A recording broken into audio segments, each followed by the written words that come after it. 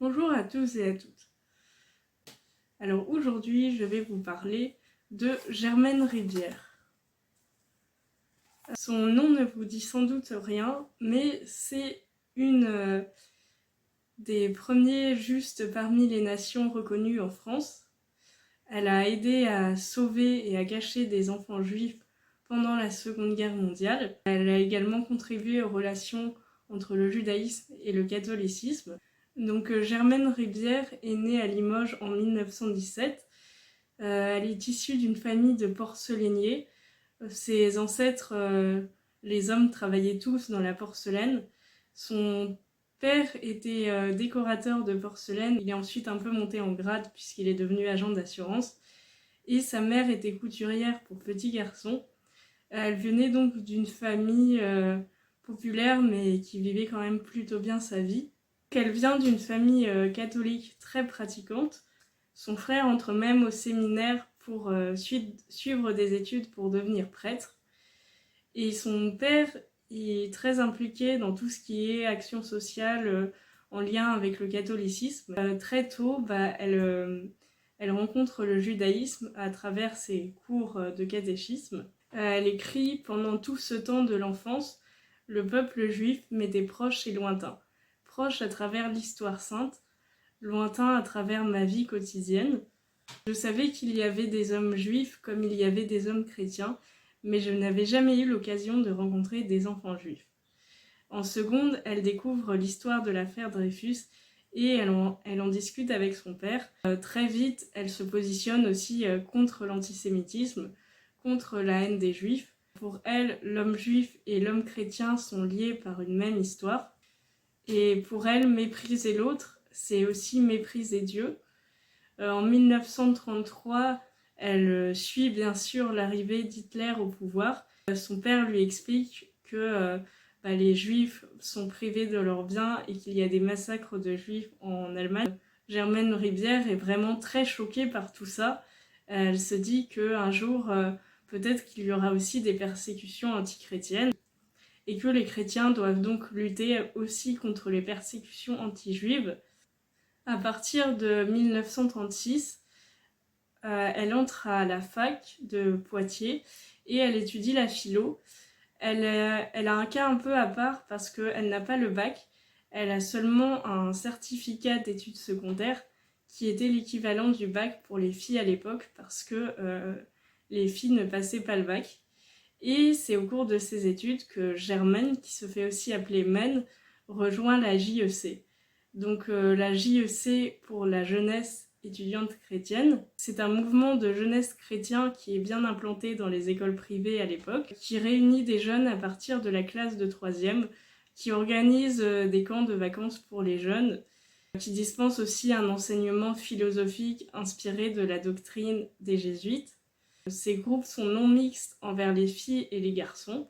Donc Germaine va rejoindre l'équipe féminine, elle va être vraiment très active. À partir de 1940, elle gagne des responsabilités puisqu'elle part vivre et étudier à Paris et elle rejoint aussi l'équipe nationale de la JEFC. Elle va être chargée d'organiser des camps, d'aider des lycéens et des personnes plus jeunes. Et dès 1941, il y a une amie de Germaine qui s'appelle Marie Hervé. Et Marie Hervé dit à Germaine « Oh, c'est horrible ce qui s'est passé, ma mère elle est directrice d'école et il y a des policiers qui sont venus chercher des enfants juifs. » À partir de ce moment-là, Germaine décide d'agir. Elle se rapproche du groupe de garçons de la JEC. Elle participe d'abord aux manifestations pour protester contre les premières rafles de juifs étrangers qui ont lieu en 1941. Germaine tient un cahier qu'elle appelle son cahier à spirale du temps de guerre.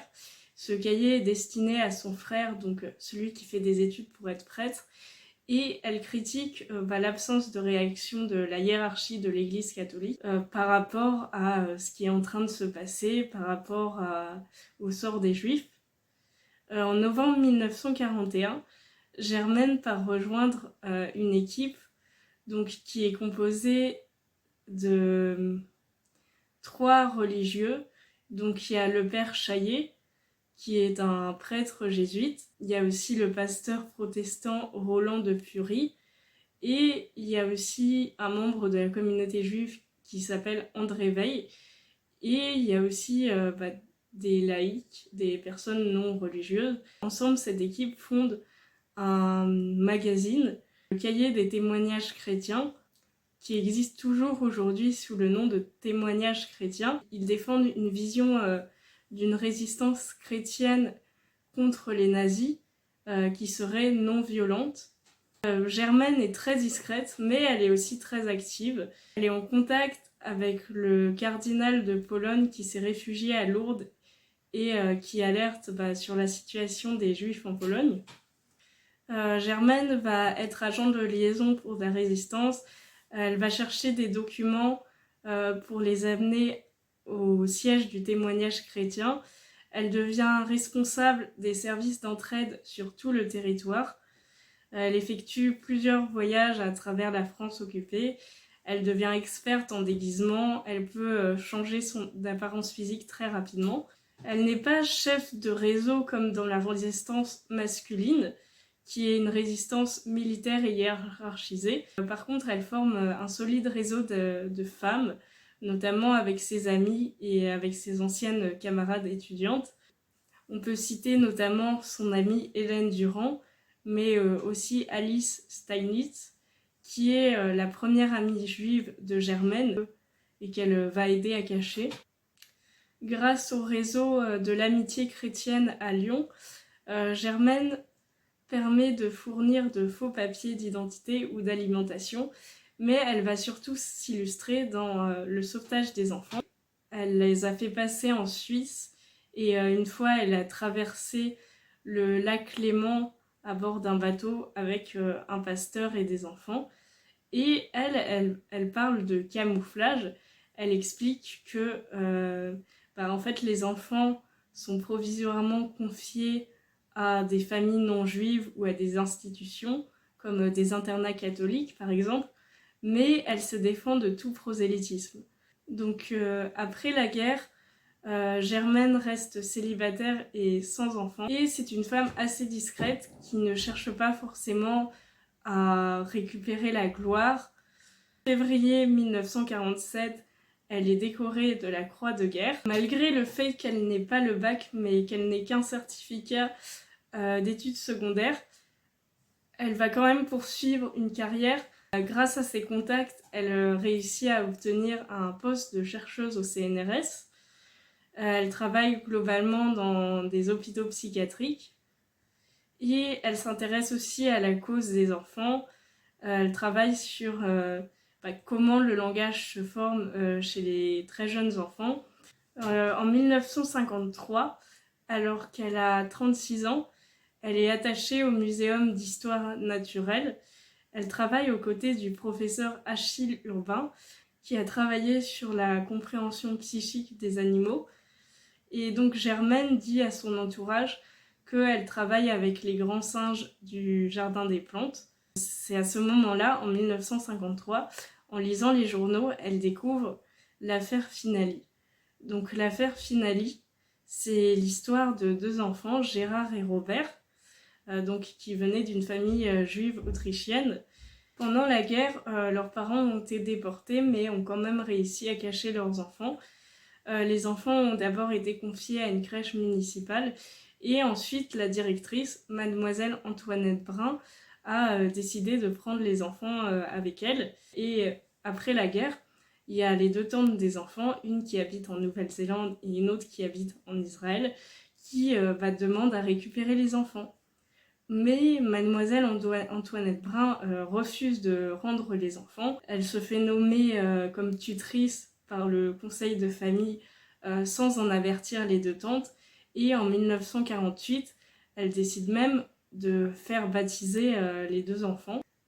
Et ça crée tout un tas de tractations entre la tante des enfants qui habitent en Israël et qui veut les récupérer et la tutrice qui veut les garder, qui dit que maintenant ils sont chrétiens. Et même au sein de l'église, ça crée un débat puisque on se demande est-ce que le baptême est valable sachant que les parents des enfants avaient quand même dit qu'ils voulaient les élever dans le judaïsme, et les enfants étaient aussi circoncis. Et ça soulève aussi des questions par rapport à l'antisémitisme chrétien. Germaine, du coup, elle prend connaissance de l'affaire quand elle voit l'article dans le journal. Elle se dit que ces enfants, même s'ils ont été baptisés, ils doivent quand même être rendus à leur famille et ce n'est qu'une question de justice. Donc, elle va faire partie des négociateurs et elle va faire partie des tractations pour que les enfants soient rendus à leur famille. Les deux enfants avaient en fait été cachés sous des faux noms dans un pensionnat. Et finalement, ils sont retrouvés et ils peuvent rejoindre leur famille en Israël. Et Germaine va rester quelques jours avec les enfants avant leur départ. Et elle va s'attacher un peu à ses enfants. Donc Robert et Gérard Finali vont tous les deux partir vivre en Israël finalement. Germaine les retrouvera en 1993 quand ils seront tous les deux invités à Paris pour le 40e anniversaire de leur départ en Israël. Germaine promet aux enfants de revenir les voir à Jérusalem. Elle trouve qu'ils ont une certaine élégance morale vis-à-vis de leur passé, vis-à-vis de ce qui leur est arrivé. Et elle est surtout choquée par le manque de sérieux de la part de l'Église catholique dans cette affaire. D'ailleurs, son nouveau combat après la guerre, ça va être de militer pour le dialogue entre juifs et chrétiens et aussi contre l'antisémitisme. Elle anime la revue Rencontres chrétiens et juifs. Pour elle, l'idée c'est que pour lutter contre l'antisémitisme, il faut éduquer, que l'éducation a une très grande importance. Ce qui est assez nouveau pour l'époque, c'est que elle fait le lien entre antisémitisme et antisionisme. En 1969, il y a la guerre des 6 jours. Pendant cette guerre, Germaine soutient Israël. En 1967, Germaine est l'une des premières Françaises à être honorée du titre de Juste parmi les nations. Juste parmi les nations, c'est un titre qui est décerné par le Yad Vashem, le mémorial de la Shoah israélien. Pour être juste parmi les nations, il faut être non-juif et avoir aidé des personnes juives à fuir ou à se cacher. Dans les années 1980, Germaine écrit Nous les chrétiens, qu'avons-nous fait de Dieu pendant que le nazisme œuvrait pour atteindre son œuvre et pendant que le peuple témoin mourait à Auschwitz. Nous avons laissé faire, nous avons participé. Donc finalement, Germaine s'éteint en 1997 et elle est vraiment pas très connue, mais son histoire et son expérience permettent de témoigner que malgré l'antisémitisme au sein de l'Église, il y a aussi des chrétiens qui étaient pour le dialogue interreligieux et des chrétiens qui n'ont pas hésité à se mettre en danger, voire à risquer leur vie pour aider des personnes juives qui étaient menacées. Il faudra attendre 1965 et le Concile Vatican II pour que le Vatican évolue enfin et reconnaisse mieux les juifs. Merci d'avoir regardé cette vidéo, j'espère que cela vous aura plu. N'hésitez pas à liker, à commenter, à partager et à très bientôt pour une prochaine vidéo.